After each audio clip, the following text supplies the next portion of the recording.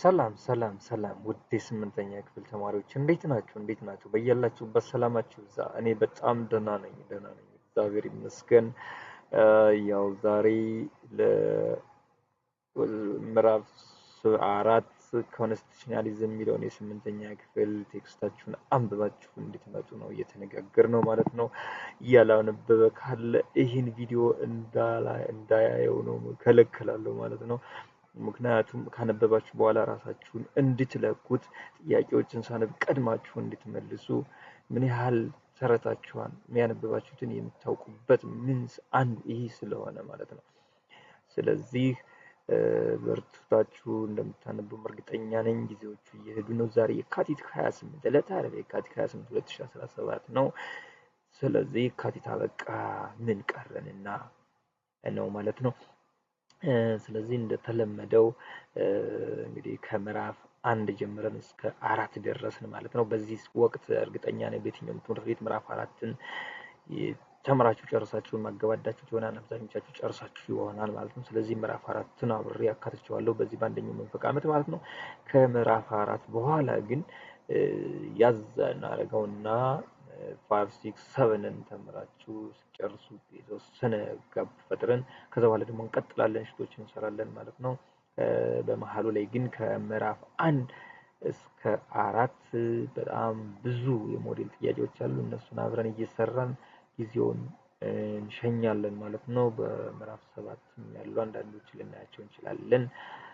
ኤንዋይ ለዛሬው ምዕራፍ 4 ዩኒት 4 ኮንስቲቱሽናሊዝም ህገ መንግስታዊ ይለናል። ከዚህ ዩኒት ላይ በ2015 8 ጥያቄ፣ በ2016 7 ጥያቄ በድምሩ 15 ጥያቄዎች በዚህ ቪዲዮ እናያለን ማለት ነው።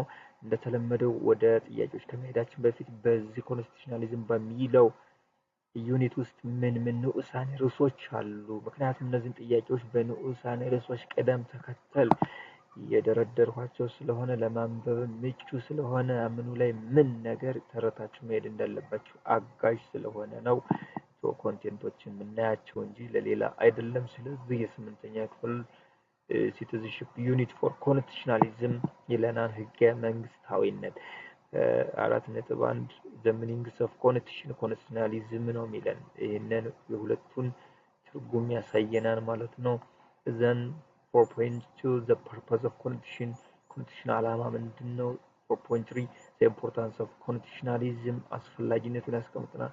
4.4 the classification of constitution classification ናቸው which is written and unwritten እንላለን። based on what flexible and rigid constitution based on what ምን classification ነው መሰረታቸው? effective and nominal constitution federal unitary constitution በእነዚህ መሰረት ያው ኮንስቲቱሽን ዲቪዥን አሉ ማለት ነው። then the need of constitutionalism in sustaining peace and stability የሚል የመጨረሻው ቶፒክ ነው። በእያንዳንዱ እንዴት አድርገው ጠየቁ ምን ተዋጣ የሚለውን እናያለን ማለት ነው። ስለዚህ ከዚህ ውስጥ ዛሬ የምናየው ይሄን ይሆናል ማለት ነው። 2015 እና 2016 የሚኒስትሪ ኦሪጂናል ኤግዛሞችን ቀጣይ ግን ጊዜ ስናገኝ ወደ ሞዴል ኮስቲኖች በጣም ብዙ ናቸው። ብዙ ትምህርት ቤቶች የቃረምኳቸው ናቸው። እነሱን ይሆናል ማለት ነው። Anyway, now let us turn back our attention for today's discussions of doing questions on unit 4 constitutionalism. Into the first at the beginning we'll see the 8 questions that prepared on unit 4 2015. Number question 1 we have seen number 4.1 meaning is of constitutionalism የሚለን እዛ ላይ ነው ቀጣይ ጥያቄ ተወጣ ማለት ነው። ስለዚህ ከዚህ ላይ question number 1 what is constitution ይለናል። it is the blank ማለት ነው። a law enforcing body of a country, b supreme law of a country, c law forming body of a country, d highest official person of a country. and this will take ነው የጠየቁት። a law enforcing body of a country, b supreme law of a country, c law forming body of a country, d the highest official person of a country ይለናል። so ምንድነው ኮንስቲቱሽን? ከነዚህ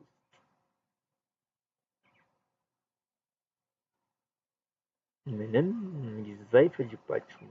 ይህ ነው ኮንስቲቱሽን ኢዝ ዘ ሱፕሪም ላው ኦፍ ካንትሪ የሚለው ነው። ሞር ኢንፎርሲንግ ቦዲ ሌላ አካል ነው። law forming body of a country enforcing body law making body እነዚህ እነማን ናቸው?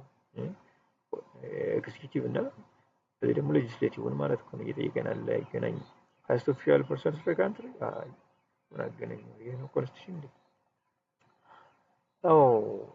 question number 2 suppose ይለናል እንደ ዩኒትሪ ላይ ስናየው እንደነበር ክሪቲካል ቲንኪንግ ኮስችኖች ያመጣሉ። suppose you are the representative of the class, how will ensure the discipline of classroom ይለናል። እንዴት ነው ስርዓት ታስከብሩት የክፍላችሁ አለቃ ስትሆኑ ነው?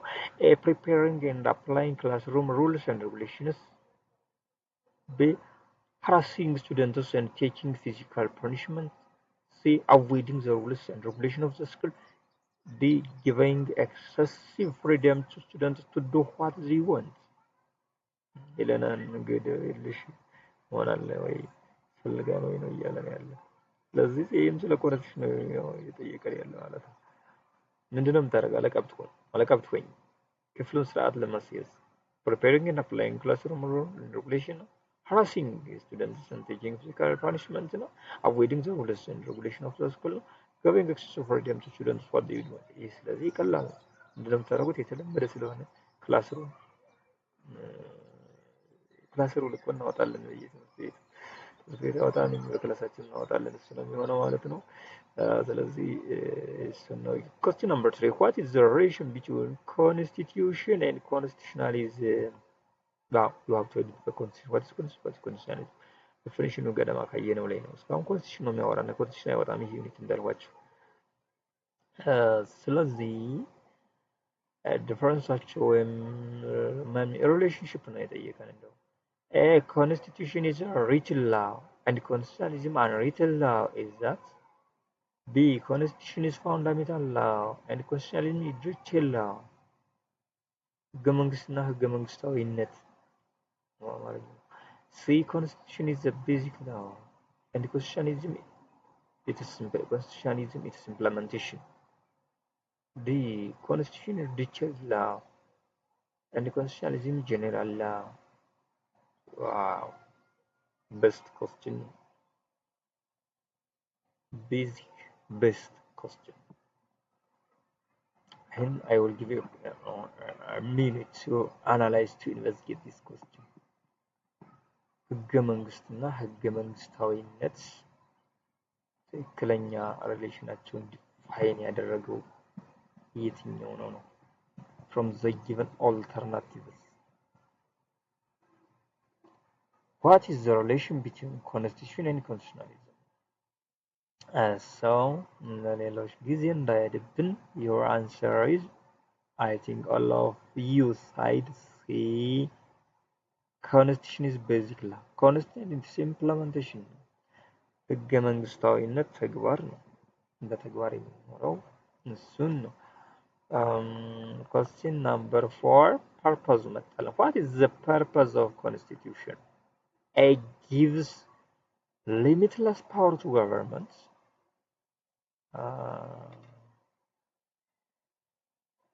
b explains the richer rules of courts, b grants legal right to governments, they ignore the values of people. what is the purpose of constitution? best question in the a gives limitless government, b explain detailed rules of court, c grants legal right to government, d ignores the values of people.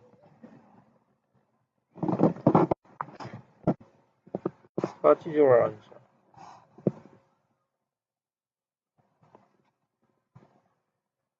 so purpose ሜጀር ገላጭት ነው limitless power ይሰጣል ነው። ስለዚህ rules of court ያኑ ኮርቶች ነው ignore the values of people ነው። ይሄ ዲንስ ማየት የማይጠበቅብን so your answer is grant legal rights to governments። ስለዚህ ያው ህግ ማዕቀፍ ስር መሪዎችን የሚያደርገናል ማለት ነው። why constitutionalism is important ይለናል። importance of Why constitutionalism is important? Because it A promotes popular sovereignty, B gives limitless powers to officials, C ignores and violates human rights, D gives excessive freedom to people. So what is the importance of constitutionalism? Promote popular sovereignty, give limitless powers to officials, C ignore and violates human rights, D give excessive freedom to people. So መልሰው ነው ቶሎ ተናገሩ። Yeah, almost all of you side A promote popular sovereignty ነው give limitless power ሊሚትም ያስፈልጋል excessive freedom for the people በህግና በልኩን በስርዓት ነው መሆን የሚጠበቅብን ኢግኖር ይሄ ምንም ሲል እንደውም ልናየው አይገባንም ማለት ነው። Question number 6. A constitution which can be amended easily by nominal legislative process is termed as blank constitution. A nominal, B effective, C flexible, D rigid. Easily amended by normal legislative process. በቀላሉ አሜንድ የሚደረገው የትኛው ነው? ኮንስቲቱሽኖችን በመጀመሪያ በምን ቤዝ ላይ ሆኖ ነው ክላሲፊኬሽናቸው ቤዙን ማወቅ ያስፈልገናል። A constitution which can be amended easily by normal legislative process is termed as blank constitution. A nominal, B effective, C flexible, rigid ይለናል። ስለዚህ መልሳችን በቀላሉ መቼም ፍሌክሲብል ነው ብዙም አይሸውደንም። እንግዲህ ፍሌክሲብል እያለን በቀላሉ based on their amendment flexible and rigid ተብለው ነው። ፕራክቲሱ ደግሞ based on practice or implementation ደግሞ ኖሚናል and effective እንዳጠቃላይ እነዚህን ትንሽ ለማብራራት ያህል based on ሌላ ጥያቄም ካለ ጉዳዩ መልሱን መናገሬ ነው። so based on forms or appearance by ኔቸራቸው አሰራራቸው ሪትን and unwritten የሚባሉ ኮንስቲቱሽኖች አሉ። ሪትኖች እንደ ዩኤስኤ፣ ካናዳ፣ ኢትዮጵያ፣ ናይጄሪያ ምናምን አብዛኛው ሀገር ሪትን ነው። አንሪትን ደግሞ ዩኬ ነው። በሌሎቹ ህግጋት ውስጥ ተበትኖ ነው የሚገኝ እንጂ አንድ ራሱን የቻለ ኮንስቲቱሽን ተጠርዞ ሳይሆን ከኢኮኖሚ፣ ከፖለቲካው፣ ከኤዱኬሽን፣ ከሁሉም ከአግሪካልቸር በየዘርፉ ህጉ ከዛ ጋር ነው ያለ አልተሰነደም። ሲንግል ዶክሜንት ላይ አይደለም ነው። የኛ ግን ህገ መንግስቱ ነው በኢትዮጵያ አንስተን እናነበዋለን። አንቀጽ 1 አንቀጽ 2 እያለ ይሄ በኔቸር ሪትን ነው። ቤዝድ ኦን አሜንድመንታቸው ደግሞ አሜንድመንት ፕሮሲጀራቸው ሪጂድ አሉ። በቀላሉ ሪትን የሆነ ብዙ ጊዜ ሪጂድ ናቸው። ፍሌክሲብል ደግሞ እንደ ዩኬ ያለው ፍሌክሲብል ነው። ስለ ግብርና መመሪያ ከሆነ ግብርና ላይ ሄደህ ቀጥታ ትሰድሰዋለህ። ትምህርት ላይ ሆነ ትምህርት ላይ ቀላሉ ሪጅድ ነው። ዩኤስኤ፣ ኢትዮጵያ፣ ናይጄሪያ ብንወስድ ደግሞ ሪጅድ ነው ብዙ ጊዜ። ሌላኛው ቤዝድ ኦን ኢምፕለመንቴሽን ነው። ኢምፕለመንቴሽን ደግሞ ኢፌክቲቭ ወይም ፕራክቲካል የሆነው ነው። እዛ ኖሚናል የምንለው አለ። ለምሳሌ ዩኤስኤስአር ሶሻሊስት ረሻ ሳለች የ1931 ኃይለ ሥላሴ ህግም ኖሚናል ነው ብዙ ጊዜ ስሙላ። the other based on state structure ደግሞ ፌደራል ኮንስቲቱሽን፣ ዩኒታሪ ኮንስቲቱሽን ብለን እንጠራዋለን። ፓወር ዲስትሪቢዩሽን ያለውን ደግሞ ያው ፌደራል ኮንስቲቱሽን ይባላል። ፓወር ኮንሰንትሬሽን ካለው ደግሞ ዩኒታሪ እንለዋለን። ስለዚህ እነዚህን ያው እንድትለያቸው ፈልዬ ነው። በዛው አጋጣሚም ያው በአጠቃላይ እስካሁን ያየናቸው ዲፊኒሽኑን ነው። ከመጀመሪያው ኮንስቲቱሽናሊዝም የሚለውን ዲፊኒሽኑን ማወቅ ነው። እዛ ፐርፐዞች አለው። ፐርፐዞች ደግሞ ኢምፖርታንሱን፣ ከኢምፖርታንሱ ክላሲፊኬሽን፣ ከክላሲፊኬሽን አብሰንስ ኦፍ ኮንስቲቱሽናሊዝም የሚሉ ነገሮች ምን ምን ይፈጥራሉ የሚለውን ካወቃችሁ ይህን ቶፒክ በቀላል ነው የምትመልሱት። ኤንዋይ ኮስችን ናምበር 7 ያው ራሱን ሪትን ኮንስቲቱሽን ዲፈር ፍሮም በክላሲፊኬሽን አልወጣም። written constitution differ from unwritten constitution, which is what the difference between written and unwritten constitution. In that it A exists in a set of documents, B uses customary practices, C depend on court decisions, D contained in a single document ይለናል። ስለዚህ ሰባተኛ መልሳችን ምንድን ነው? written constitution differ from unwritten በምን ነው የሚለየው? written ከunwritten በምን ይለያል? ስለዚህ ሪትን ምን አለው ከአንዲቱ በተለየ ነው በሌላ ጠየቅ existed in a set of documents ስለዚህ የተለያዩ ዶክመንቶች ይገኛል ዩዘስ customary practice ምናምኖች በመጠቀም ዲፔንድ ኦን ኮርት ዲሲዥን እዚህ ላይ ነው መሰረቱ contained in a single document ላይ ስነግራችሁ ቆይቻለሁ single document ስላለ ያወዛግበን ማለት ነው single document ካለው ሪትን ብለን እንሄዳለን ማለት ነው set of rules በተለያየ የምናገኘው ደግሞ unwritten ነው the last question on 2015 or 2023 of the following constitutional amendment procedure which one comes last in the process of amendment which comes last ነው የሚለን ስለዚህ አንድ ህገ መንግስት አሜንድ ሲደረግ ሲሻሻል የመጨረሻ ፕሮሲጀሩ ምን ይሄ በክሪቲካሊ ትመልሱታላችሁ a amending the constitution ነው the last b deciding to amend or not ነው ይሄ ነው ሊሆን ይችላል ወይ c implementing the constitution d organizing amendment body ነው which one comes last a amending the constitution b deciding to amend or not c implementing the constitution d organizing amendments body so ይችንም በቀላሉ ነው የምትመልሷት ማለት ነው የመጨረሻው እንግዲህ implementing constitution the last ሊሆን የሚችለው ማለት ነው እንግዲህ ልጆች የምዕራፍ 2015 የተዋጡ ጥያቄዎችን ጨርሰን አሁን ቀጥታ ደግሞ በ2016 የተዋጡ 7 ጥያቄዎችን ወደ ማየቱ እንሄዳለን ማለት ነው ስለዚህ በ2016 7 ጥያቄዎች ተዋጥተዋል ማለት ነው እነዚህ ጥያቄዎች ምን ይመስላሉ የሚለውን አሁን በጋራ እናያለን ማለት ነው ስለዚህ የቅድም 15 ታየን አሁን 16 ነው በተመሳሳይ ያው እንደተለመደው አይነት አስተዳደር ናቸው ጥያቄዎች ማለት ነው ስለዚህ እስኪ የመጀመሪያውን ጥያቄ እንይ በ2016 ከተዋጠው ማለት ነው ከኮንስቲቱሽናሊዝም ላይ which one of the following is correct about constitutionalism a it is a set of written documents b the work of officials against the law c the opposition of people d presence of limited governments ህገ መንግስታዊነት ለህገ መንግስታዊነት ትክክለኛው ነው ይላል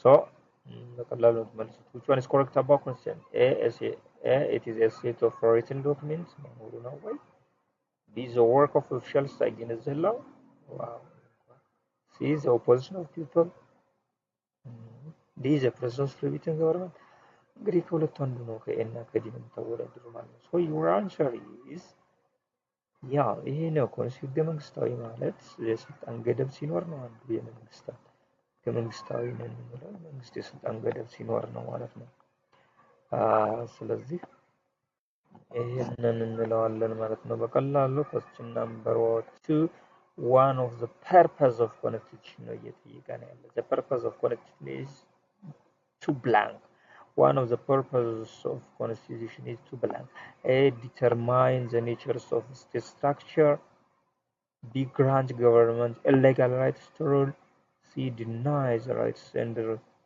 duties of citizens d give unlimited power to officials ይለናል ስለዚህ የኮንስቲቱሽን ዓላማን በትክክል የሚወክልልን ነው ከተሰጡት አማራጮች ውስጥ በጣም ቀላል ያሉ ጥያቄዎች ናቸው ማለት ነው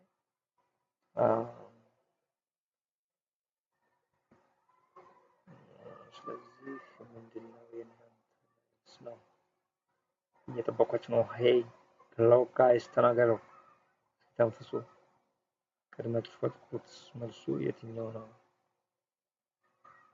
purpose of constitution ውስጥ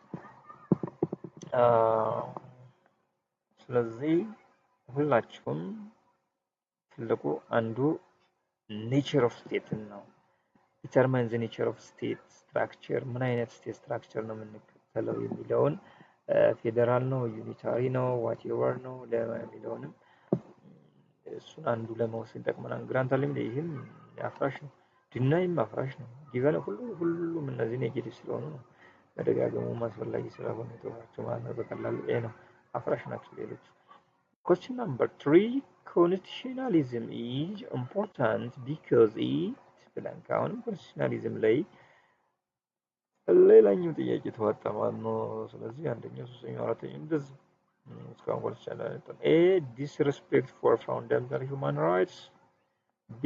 makes people insecure and unstable C. enhance a dictatorial government system D. encourages equality before law ይላል አረ ይሄ ቀላል ጥያቄ ነው Constitution is important because it blank disrespect for fundamental human rights disrespect ማድረግ ነው makes people insecure and unstable ነው enhance dictator ነው so encourages equality before law ነው ሌሎቹ አፍራሽ ናቸው ስቴትመንት ከወቀነ በቀላሉ የምንመልሰው ነው እንደ ሶስት እንደ ሁለተኛው ጥያቄ ሁሉ ማለት ነው አራተኛው a rigid classification of constitution ገባ ማለት ነው a rigid constitution is a constitution that A. cannot be amended forever B. requires serious procedures for amendment C. easily adapted to the changing environment B. follows simple procedure for amendment a rigid constitution is a constitution that A. cannot be amended forever. B. requires serious procedures for amendment. C. easily adapts to the changing environment. D. follows simple procedure for amendment. ይለናል ስለዚህ ይችንም ቀላል ነው ፈልሷት ልጆች ቀላል ጥያቄ ነው ያዘ የተዘጋጀው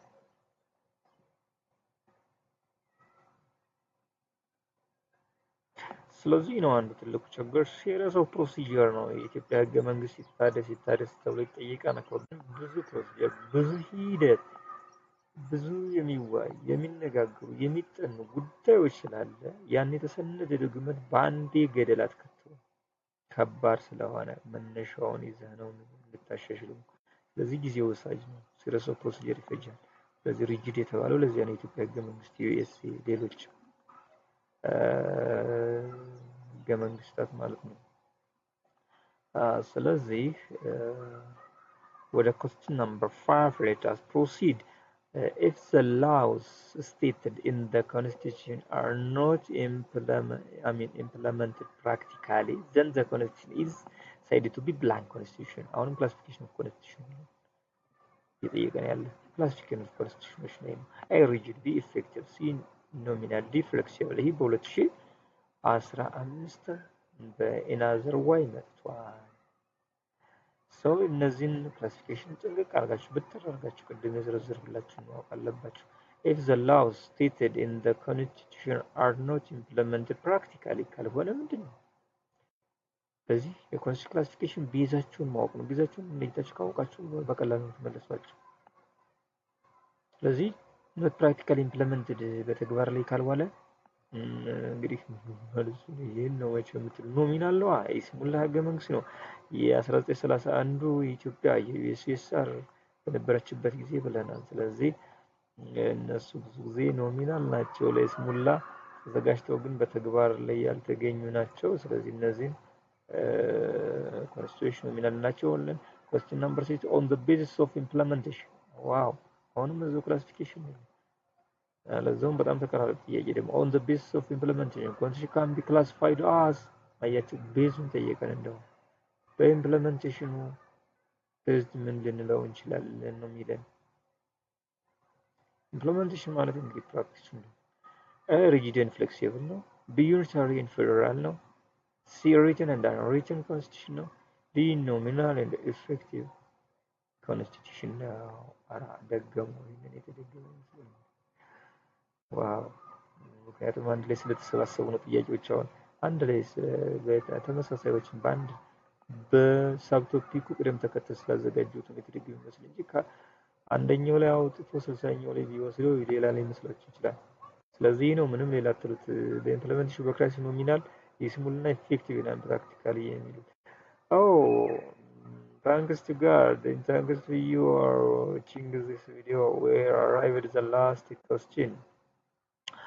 ለላስት ኮስችን የመጨረሻው ኮስችን ላይ ደርሰናል ማለት ነው። ጀንተል ብለን እንጨርሳለን ማለት ነው። 15 ጥያቄዎችን ሰራን ማለት ነው ከምዕራፍ 4 ኮንስቲቱሽናሊዝም። Question number 7. Constitutionalism sustains peace and security when A. The laws of the Constitution are implemented. B. The individual and group rights are abused. C. Rules and powers are exercised excessively. D. Officials use their power excessively. Oh yeah. I'm sure you will answer easily. Constitutionalism sustains peace and security when A. The laws of the Constitution are implemented. B. The individual or group rights are abused. C. Rules and powers are exercised excessively. D. Officials use their power excessively. በጣም ቀላል ጥያቄ ነው። And why this one is the correct answer? ሌሎቹ ኔጌቲቭ ናቸው። excessively አንድ ሰው ከተጠቀመ ሌጋል ነው። ኦፊሻሉም ለተመሳሳይ እነዚህ ስለዚህ አፍራሽ ናቸው። ይሄ ነው ትክክለኛው ነው። ፕራክቲካሊ ኢምፕሊመንትድ ከተሆነ ነው እንግዲህ ሰላምና ለደህንነት የሚጠቅመን ማለት ነው።